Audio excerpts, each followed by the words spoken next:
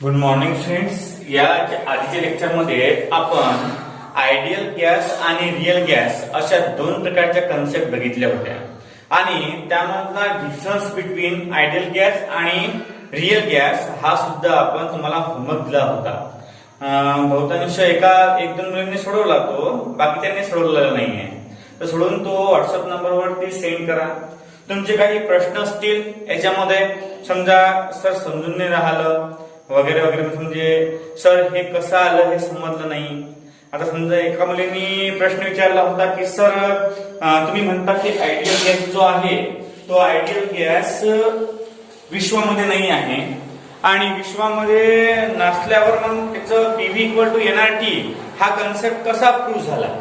मग त्याचं उत्तर असं आहे की हा जो गॅस आहे हा लॅबोरेटरीमध्ये प्रिपेअर करण्यात आला होता. हा जो गॅस आहे ना आयडियल गॅस हा लॅबोरेटरीमध्ये प्रिपेअर केला होता, परंतु याचा लाईफ टाइम जे आहे ते खूप कमी आहे. लाईफ टाइम म्हटल्यापेक्षा याच्यामध्ये जेवढ्या कॅपॅसिटीज असतात, म्हणजे कसं तो आयडियल गॅस हा कसा असते. आयडियल गॅस जर आपण पाहायला झाल्यास एखाद्या गॅसला ऍट हाय टेम्परेचरला डिझॉल्व्ह करतात. त्याचं लिक्विफिकेशन होत असताना ज्यावेळेस आपण एखादा गॅस ऍट हाय टेम्परेचर तापवतो त्यावेळेस त्याचं रूपांतर आयडियल गॅसमध्ये होते. म्हणजे it behaves as a ideal gas when gas heat extremely म्हणजे जास्त प्रमाणात जर गॅसला आपण हीट केलं तर त्याचं रूपांतर आयडियल गॅसमध्ये होते. म्हणजे आपले जे रिअल गॅसेस आहेत हे real gases at high temperature काय करतात, हे आयडियल बिहेवियर शो करतात. म्हणजे PV इक्वल टू NRT हा कन्सेप्ट दाखवते ऍट हाय टेम्परेचर. म्हणजे टेम्परेचर हाय केल्यावर लॅबोरेटरीमध्ये होते ना ते, कारण एखादा गॅस घेतला, एखाद्या गॅसमध्ये त्याला टेम्परेचर पुरं हाय करून टाकला तर तो आयडियल बिहेव्ह करते, परंतु थोड्या वेळानंतर काय होते, तो थंड होते. थंड झाला it just behave as a real gas. अशा प्रकारचा आन्सर त्याचं. आता बघा आपल्याला लिक्विफिकेशन ऑफ गॅसेस पाहायचं आहे. लिक्विफिकेशन ऑफ गॅसेस कन्सेप्ट कोणता आहे आपला, लिक्विफिकेशन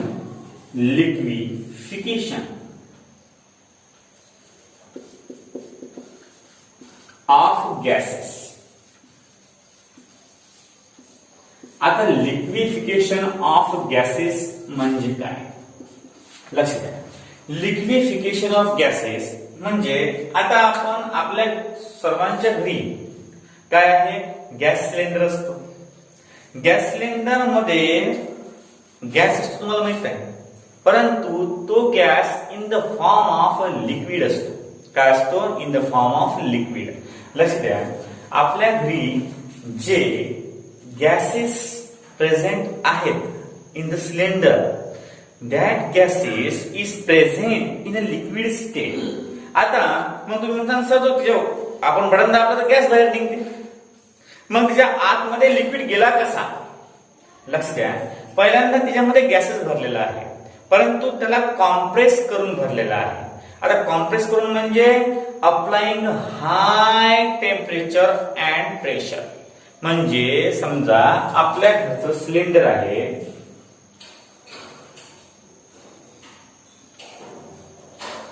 या सिलेंडर मध्ये इथं समजा आहे, तर याच्यावर एवढं प्रेशराईज म्हणजे हे गॅस मॉलिक्युल्स आहेत प्रेझेंट ज्यामध्ये. आता हे गॅस मॉलिक्युल्स एवढे प्रेशराईज करतात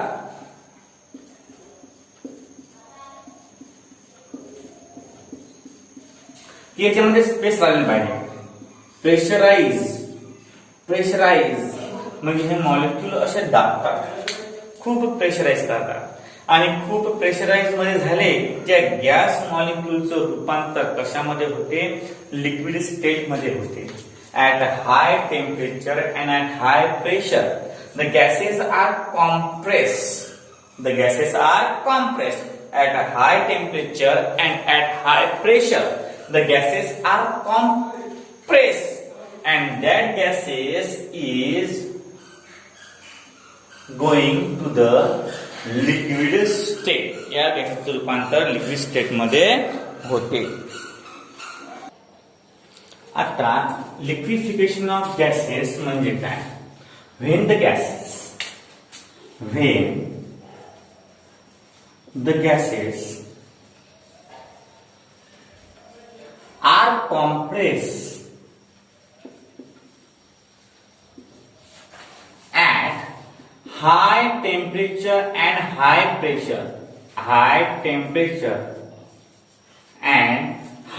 pressure,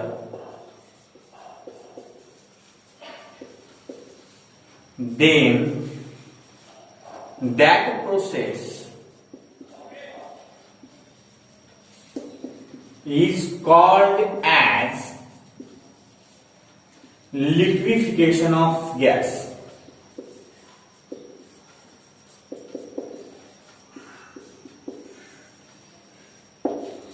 म्हणजे ज्या वेळेस आपण गॅसेसला at high temperature and at high pressure compress करतो, काय करतो? कॉम्प्रेस म्हणजे दाबतो, त्यावेळेस त्याचं रूपांतर लिक्विड मध्ये होते आणि या प्रोसेसला म्हणतात लिक्विफिकेशन ऑफ अ गॅस. लक्ष द्या, when the gas are compressed at high temperature and high pressure, ज्या वेळेस गॅसेस कॉम्प्रेस करतात म्हणजे गॅसेस दाबल्या जातात at high temperature and at high pressure, then that process is called as liquefaction of gas. Liquefaction of gas. And liquefaction of gas च best example आहे gas cylinder, LPG, CNG, etc. आता liquefaction मध्ये ज्या concept आपल्याला दाखवता येतात त्या concept कोणकोणत्या आहेत? आता हे लिक्विफिकेशन होत असताना आपल्याला प्रेशर लागते, त्या प्रेशरला म्हणतात क्रिटिकल प्रेशर. आपल्याला व्हॉल्यूम लागते, त्या व्हॉल्यूमला म्हणतात क्रिटिकल व्हॉल्यूम. आणि आपल्याला टेम्परेचर लागते, त्या टेम्परेचरला म्हणतात क्रिटिकल टेम्परेचर. म्हणजे तीन कन्सेप्ट लिक्विफिकेशन मध्ये घडून येतात. Number first critical pressure, number second critical volume, number third critical temperature. आता ह्या कन्सेप्ट आपल्याला पाहायच्या आहेत म्हणजे बघायच्या आहेत. What is mean by critical temperature, what is mean by critical pressure, what is mean by critical volume.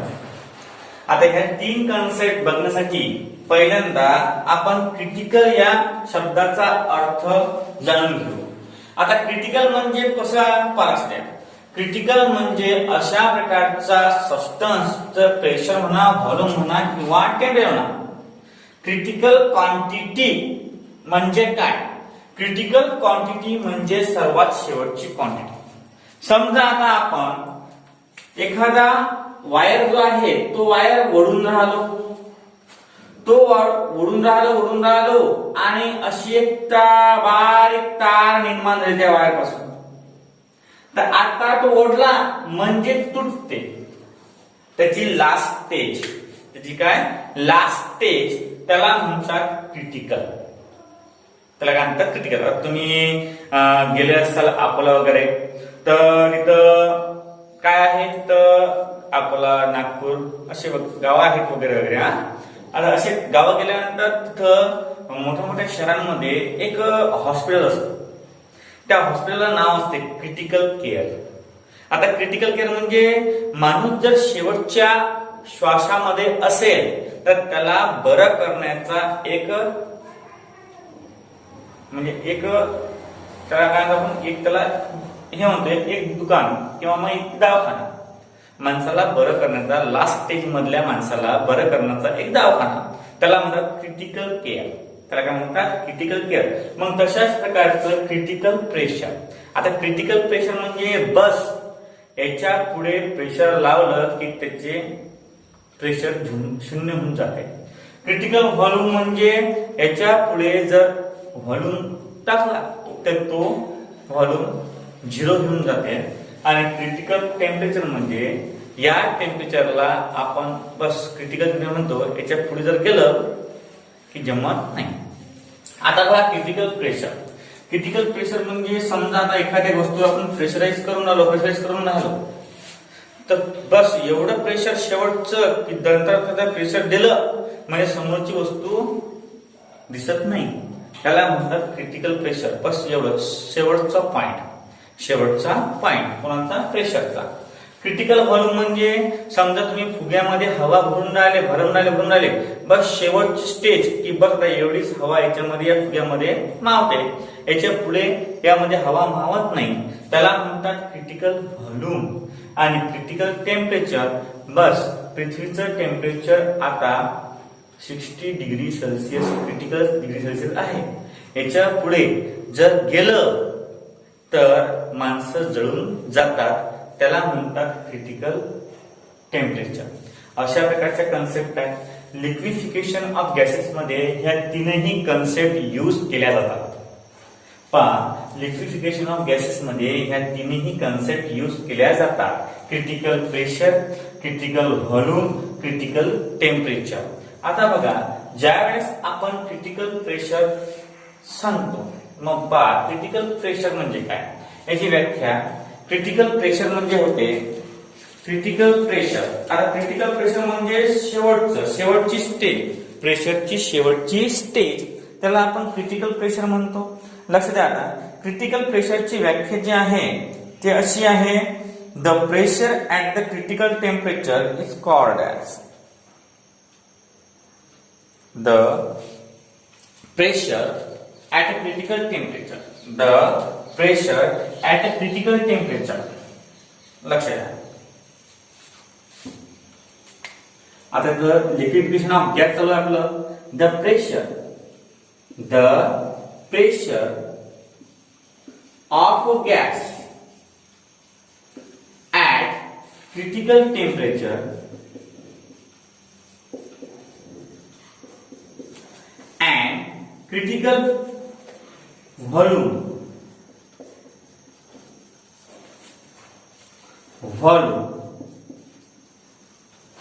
is called as critical pressure.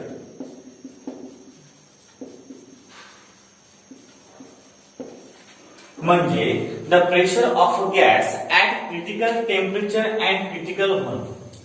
The temperature of a gas at critical temperature and critical volume is called as critical pressure. नंतर याची व्याख्या, the volume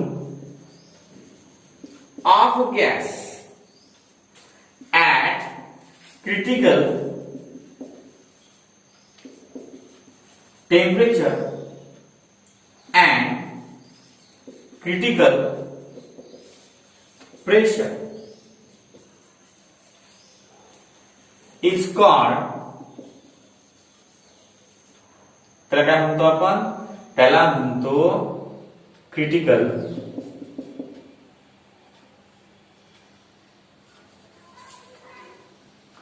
volume. आणि temperature, the temperature of a gas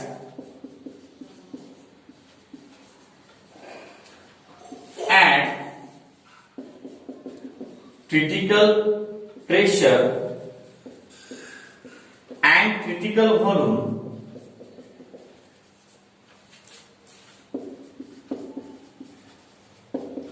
is called critical temperature.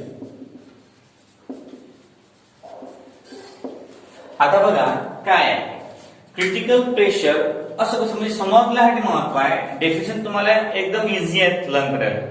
पहा, critical pressure म्हणजे शेवटचं pressure की बस याच्या पुढे प्रेशर लागू शकत नाही.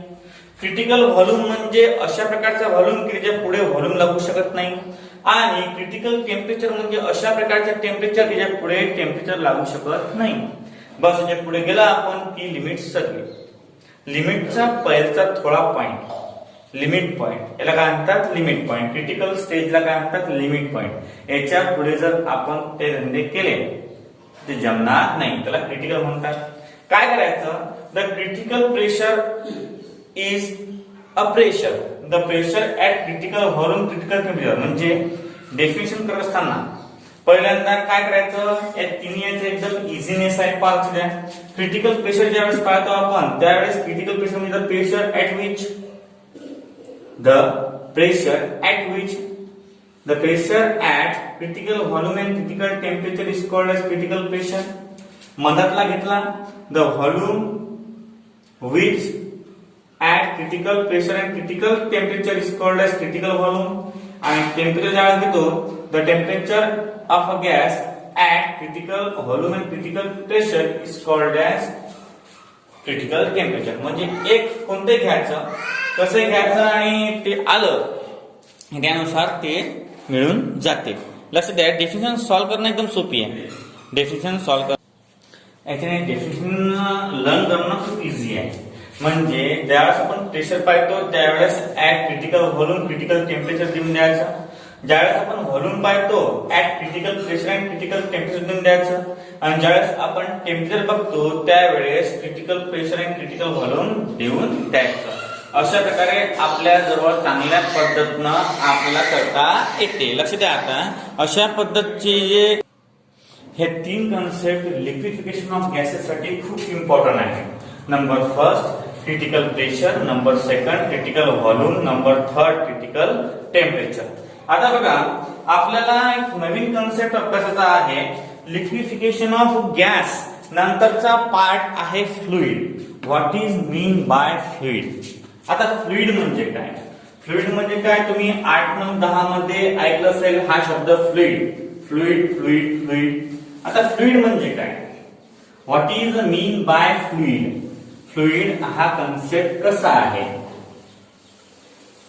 आणि फ्लुइड म्हणजे काय ते आपण पाहिलं आहे. हे लिक्विफिकेशन ऑफ गॅसेस चे point critical temperature, critical volume आणि क्रिटिकल प्रेशर. आता आहे पुढचा माइंड आपला फ्लुइड, FLUID फ्लुइड. फ्लुइड म्हणजे वाहणारी वस्तू.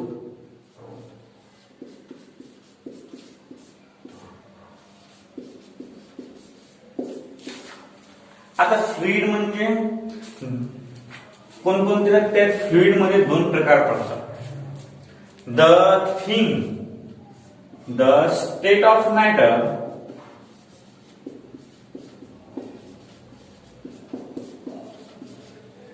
which is flow is called fluid. म्हणजे मॅटरचा अशी एक टाईप की जे वाहते म्हणजे फ्लो होते त्याला आपण फ्लुइड असं म्हणतो. आता that fluid is due to the things which flow due to viscosity. आता व्हिस्कॉसिटी द्वारे कोणतीही वस्तू फ्लो होते. व्हिस्कॉसिटी द्वारे कोणतीही वस्तू फ्लो होते. का बरं, व्हिस्कॉसिटी हे कन्सेप्ट अशी आहे ज्याची व्हिस्कॉसिटी जास्त तो लवकरात लवकर फ्लो होईल, ज्याची विस्कोसिटी कमी तो कमी कमी फ्लो होईल. आता लिक्विड मध्ये आपण पाहिलं, समजा वॉटर आहे, वॉटर आणि सेकंड मध्ये हनी आहे म्हणजे सयर. आता वॉटर किंवा इथे आपण दुसरी देऊ शकतो काहीतरी जे वाहत नाही, समजा टोमॅटो सॉस.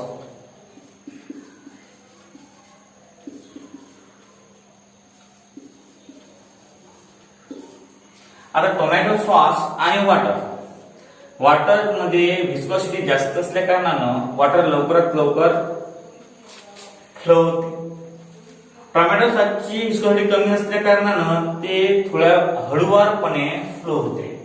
आता एखाद्या कंपाऊंडची तुम्हाला विस्कोसिटी काढायची आहे तर तो कंपाऊंड किती जास्त प्रमाणात किंवा किती कमी प्रमाणात फ्लो होते याला म्हणतात विस्कोसिटी. याला काय म्हणतात? विस्कोसिटी. म्हणजे विस्कोसिटी द्वारे काय होते? एखादी वस्तू फ्लो होते. विस्कोसिटी द्वारे एखादी वस्तू फ्लो होते. The state of matter which is flow. Fluid म्हणजे the state of matter which is flow. Fluid म्हणजे एखादी वस्तू की जी वाहते त्याला आपण फ्लुइड म्हणतो. त्याला काय म्हणतो आपण? फ्लुइड. आता बघा फ्लुइड मध्ये कसं लिक्विड येते आणि गॅस येते, कारण दोनच वस्तू वाहतात. त्या फ्लुइड मध्ये फक्त दोनच वस्तू येतात. नंबर फर्स्ट येते लिक्विड आणि नंबर सेकंड येते गॅस. आता गॅस बद्दल आपण पूर्ण माहिती पाहिलेली आहे की गॅस कशाला म्हणतात, काय म्हणतात. तर दुसरा कॉन्सेप्ट जो फ्लुइडचा आहे तो आहे लिक्विड. काय आहे? लिक्विड. मग आपण मॅटरची सेकंड स्टेट पाहूया, ते म्हणजे लिक्विड स्टेट. काय पाहायची आपल्याला? Liquid state. आता लिक्विड स्टेट ऑफ मॅटर कसं आहे? लिक्विड स्टेट ऑफ मॅटर अशा प्रकारची थिंग की अशा प्रकारचं एखादा कन्सेप्ट किंवा अशा प्रकारचं एखादं पहा. Liquid state, the state of matter, the state of matter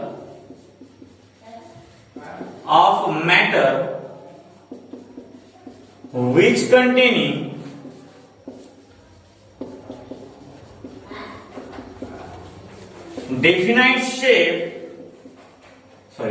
definite volume,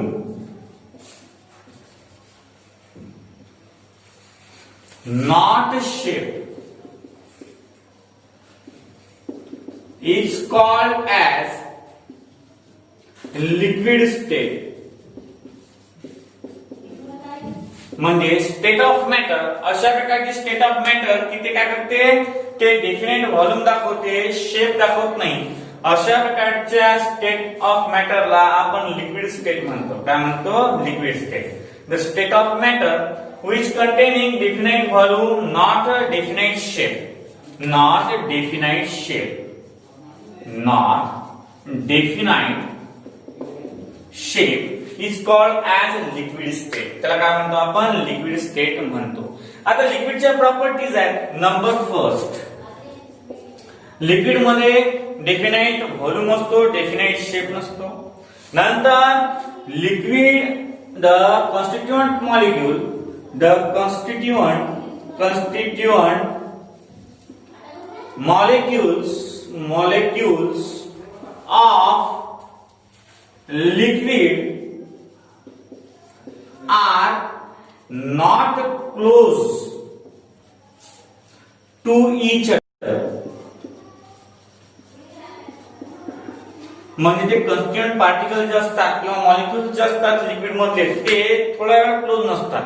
आणि म्हणून आपण एवढ्या मोठ्या पाण्यातून एक गडबड जर पाणी घेतलं तर ते काढता येते. परंतु सॉलिडचे मॉलिक्यूल काय असतात? क्लोजली पॅक असतात. आणि त्यामुळे आपण सॉलिड मध्ये समजा एखादा आपण ग्लास जर टाकला तर सॉलिडचे मॉलिक्यूल येत नाहीत. परंतु पाण्यामध्ये ते मॉलिक्यूल क्लोजली पॅक नसल्यामुळे आपण त्या पाण्यातून गळवा पाणी भरून काढू शकतो. याला म्हणतात the constituent particle or molecule of liquid are not close to each other. जे कॉन्स्टिट्यूएंट मॉलिक्यूल असतात कोणाचे? लिक्विडचे, हे क्लोज टू इच अदर नसतात. नंतर second, the molecules of liquid, the molecules of liquid show less intermolecular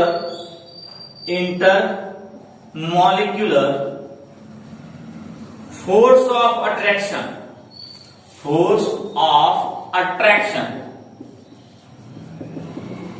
मग जे molecules असतात त्याच्यामध्ये फोर्स ऑफ अट्रॅक्शन खूप कमी असते.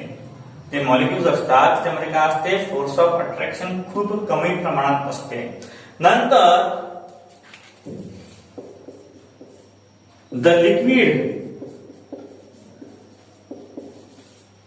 can flow due to व्हिस्कॉसिटी म्हणजे व्हिस्कॉसिटीद्वारे तो लिक्विड फ्लो होते from one condition to the second condition किंवा one state to the second state. आणि ज्यावेळेस आपण लिक्विड स्टेटचा उपयोग करतो त्यावेळेस सरफेस टेन्शन, व्हिस्कॉसिटी असे अलग अलग प्रकारचे कन्सेप्ट उदयास येतात. आता सरफेस टेन्शन म्हणजे पावर काय होतं? सरफेस टेन्शन समजा एखादा गॅस मॉलिक्यूल आपण लिक्विडच्या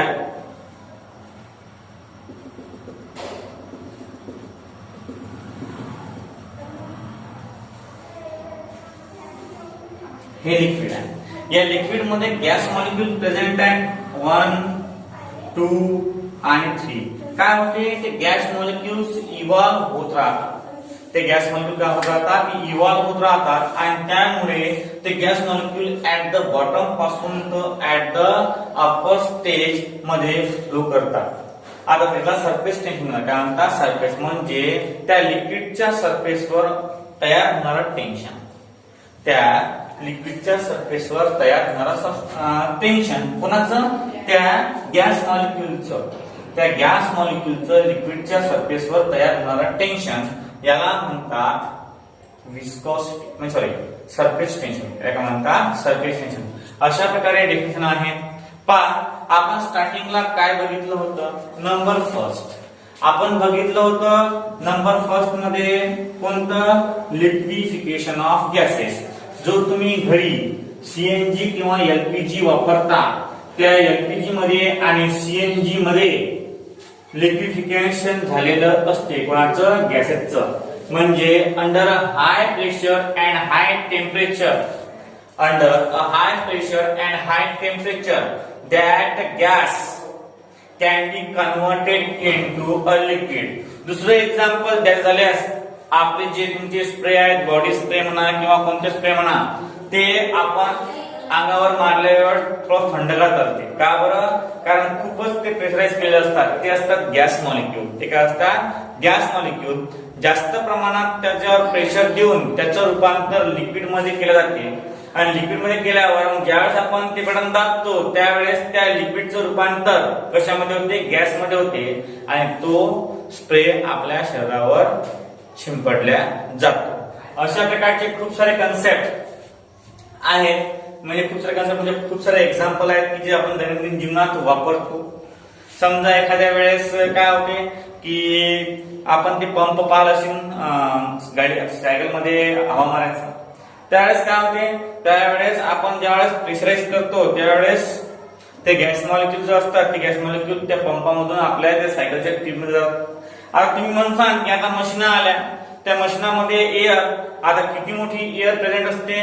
कमीत कमी एक जर वेळा ते चार्जिंग झालं किंवा ते मशीन तयार करून हवा भरली तर एवढ्याशा तंबुऱ्यात खूप मोठे एअरचे पार्टिकल प्रेझेंट असतात. 60-70 हवा असते आपल्या समोरच्या किंवा मागच्या टायरात 40-50 असते. तर त्या एवढ्याशा तंबुऱ्यामध्ये त्या मशीनच्या जवळ एक तंबुरा असते मोठा, त्या तंबुऱ्यामध्ये खूप प्रमाणात प्रेशराईज करून हवा भरली जाते आणि नंतर मग ते बंद करतात बटन आणि नंतर मग गाडी येणाऱ्या गाड्या काय करतात? ते हवा मारतात. का बरं असं होते? कारण त्याच्यामध्ये स्टॅमिना असते एवढे मोठे गॅस पार्टिकल सामावून घ्यायचा. आता सामावून घ्यायचं कसं असते? समजा एखाद्या त्याला मशीनचं बटन दाबलं तर मशीन चालू झाली म्हणजे प्रेशराईज करणं सुरू झालं, त्या गॅसला कॉम्प्रेस करणं सुरू झालं. त्या गॅसला एवढ्या प्रमाणात कॉम्प्रेस करतात की त्याचं रूपांतर लिक्विड मध्ये करतात आणि नंतर मग ते बटन दाबलं, ते जी असते नळी दाबली त्या लिक्विडचं रूपांतर कशामध्ये होते? गॅसमध्ये होते आणि आपल्या म्हणजे आपल्या गाडीच्या टायरात किंवा सायकलच्या टायरात हवा भरली जाते. अशा प्रकारचा कन्सेप्ट हा आहे liquefaction of gas. Liquefaction of gas झाल्यानंतर आपण काय पाहिलं? आपण पाहिलं फ्लुइड. फ्लुइड म्हणजे काय होते? लिक्विड झाल्यानंतर आपण 3 कन्सेप्ट पाहिले. नंतर 3 कन्सेप्ट कोणते पाहिले? Number first critical pressure, number second critical volume, number third critical temperature. 2 constant ठेवायचे आणि प्रेशर पाहत असताना volume, temperature constant. The pressure which at constant critical volume and constant critical temperature is called as critical pressure. आता एक जर पाहत असताना दोन कॉन्स्टंट ठेवा करावे.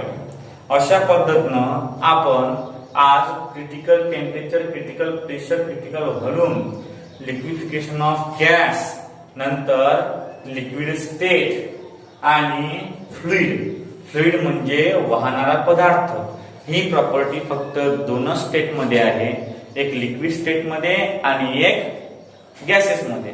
का बरं? याचे molecule far from each other असतात आणि हे वाहू शकतात. एका ठिकाणापासून दुसऱ्या ठिकाणापर्यंत जाऊ शकते. सॉलिड वाहू शकते का? तुम्हाला म्हटलं की आपली शाळा इथं आहे, आपली शाळा घेऊन आपल्या घरी घेऊन जा, असं होऊ शकत नाही.